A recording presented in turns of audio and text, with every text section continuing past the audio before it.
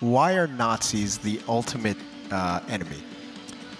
In a way, they represent evil, and for us, I mean, when you play a Wolfenstein game, you basically play against monsters or the symbols of evil. So I think they are, yeah, it's a really good enemy. Show me your identification papers, please. But you also said that you bumped them up a bit.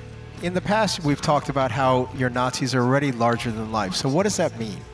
In general, they are a lot bigger and stronger in this game, and by larger than life, I mean we have a few new enemies also, and even those reoccurring enemies like the Panzerhund or the super soldiers, we have pretty heavily upgraded them to make sure they are more dangerous and more intimidating, like the flamethrower that you can see in the Panzerhund. Yeah, a Panzerhund is just cooler when it has a flamethrower. It is. And did I notice that you could actually ride the Panzerhund? Yes, you can. That's all you need to say. It's a good ability to learn, yeah. So the Nazis are bumped up a bit, there are new enemy types, but BJ is also enhanced a bit. One of the big changes is the dual wielding and how you've enhanced that system. Tell us about that. What we love about Wolfenstein is the heavy weapon and that over-the-top crazy combat. Basically, we have overhauled the entire player, and we have focused a lot on freedom and the ability to move around and control yourself in combat. And a part of that is to allow the player to freely duel with weapons and any combination as well. It's not only useful when you go in guns blazing, you know, do the mayhem playstyle. It's also very useful when you are in stealth, as an example. You can have a silence weapon in one hand and then a powerful backup weapon in the other. For the tactical as well, you can have your signature weapon in a hand and then you can break open a door or cut open a door and then instantly ambush with the other weapon.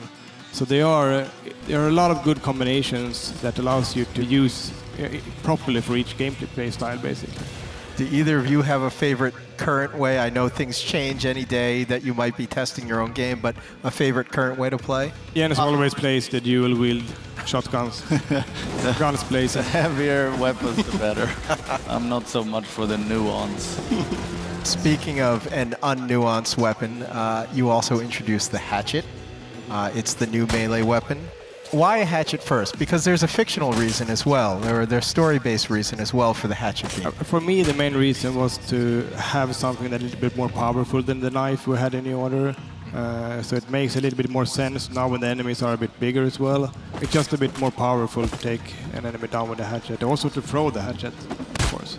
And the hatchets are readily available in the world, I think you mentioned to me. It's something that's a good thing with it, because you can place fire hatchet in a small cabinet basically anywhere, even if it's in a submarine or if it's in a cigar shop in New Orleans. It doesn't really matter, it fits.